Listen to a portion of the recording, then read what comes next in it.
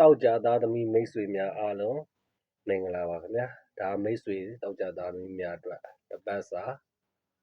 တဲတော့နမိတ်ကလေးဖြစ်ပါတယ်ဒီနမိတ်ကရဲ့အစူကောင်းကိုပြောပြရမယ်ဆိုရင်ဒီနေ့မှာတောက်ကြကလာဘဂျိုမှာကြောင်းနေတယ်လို့ဒီနမိတ်ကလည်းဩဇာအာဏာအရှိန်အဝါကြီးမားခြင်းဆိုတဲ့ဒိဗ္ဗေကိုရှောင်တယ်ဒီအတွက်ကြောင့်မို့မိမိအလုတ်ကင်နေစတဲ့အကောင့်တွေပေါ်တဲ့ကိစ္စမှာအလုတ်တန်အကင်ရှာဖွေတဲ့ကိစ္စမှာအစဉ်ပြေအထမြောက်အောင်မြင်ခြင်းမိမိပြောတဲ့ဆိုတဲ့အရာတွေဟာအောင်မြင်လာခြင်းအစဉ်ပြေလာခြင်းဆိုတဲ့ကိစ္စမျိုးရှိပါတယ်အလုတ်ကင်နဲ့ပတ်သက်လာအလုတ်ကင်မှာမိမိဒီနေရာတစ်ခုကိုမြင့်တဲ့နေရာတစ်ခုရောက်သွားခြင်းကောင်းသောနေရာတစ်ခုကိုရောက်သွားခြင်းကိစ္စမျိုးကြုံတွေ့ရပါလိမ့်မယ်လောဘောကင်ဘတ်တွေနဲ့အတူအောက်လက်ငယ်သားတွေကတော့ကိုယ့်ရဲ့ပြောသမျှဆိုသမျှတွေအစဉ်ပြေပြီးတော့လောဘောကင်ဘတ်တွေနဲ့အစဉ်မပြေခြင်းကမောက်ကမဖြစ်ခြင်းတွေတော့ကြုံတွေ့ရပါလိမ့်မယ်အထက်လူကြီးနဲ့မသိမြတ်ခြင်းကိစ္စမျိုးတွေလည်းရှိတတ်ပါတယ်မိမိဒီဩဇာအာဏာအရှိန်ဝါကောင်းတဲ့အနေအထားဖြစ်တဲ့အတွက်ကြောင့်မို့အိုးအိမ်အဆောက်အဦကိစ္စတွေနဲ့ပတ်သက်လာလို့ရည်ရွယ်ထားတဲ့ကိစ္စတွေအထမြောက်အောင်မြင်မယ်စီးပွားရေးကိစ္စတွေမှာ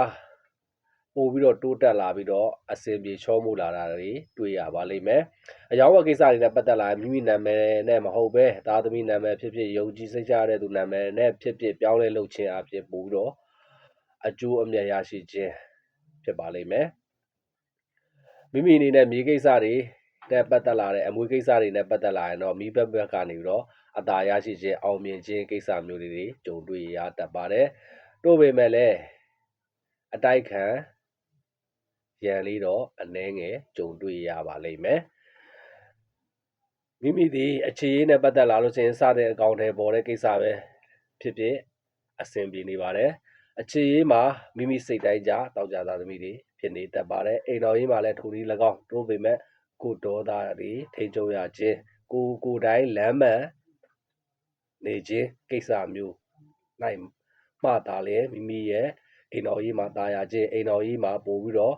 မိမိပြောသမျှဆိုသမျှအရာထင်ခြင်းတွေဖြစ်ပါလိမ့်မယ်အကျွေးကိစ္စတွေမှာရစရာကိစ္စတွေပေးစရာရှိတဲ့ကိစ္စတွေမှာပြန်လဲအဆင်ပြေလာခြင်း